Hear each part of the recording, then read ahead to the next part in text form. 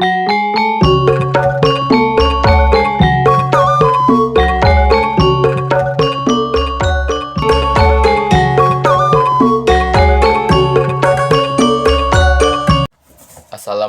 warahmatullahi wabarakatuh.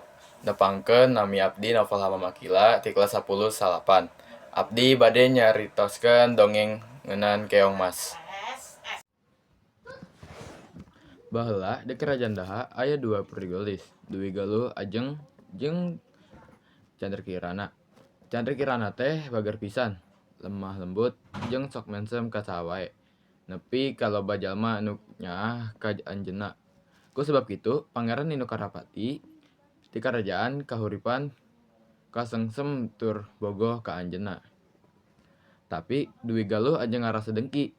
Manehna teu resep lamun adina leuwih dipikayaah ku sabab hate nu ku iri. Anjeunna ngondang tukang sihir jahat, Candrakirana tuluy disihir jeung keong emas nu geulis caang. Ti harita anjeunna sok disebut keong mas. Keong mas kabawa ku arus wulungan, tuluy kapigih ku hiji nihi-nihi nu miskin.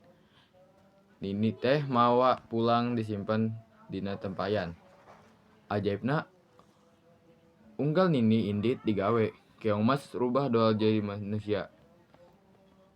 Anjeunna masak babersih rumah jeung nyiapkeun kadaharan anu ngeunah.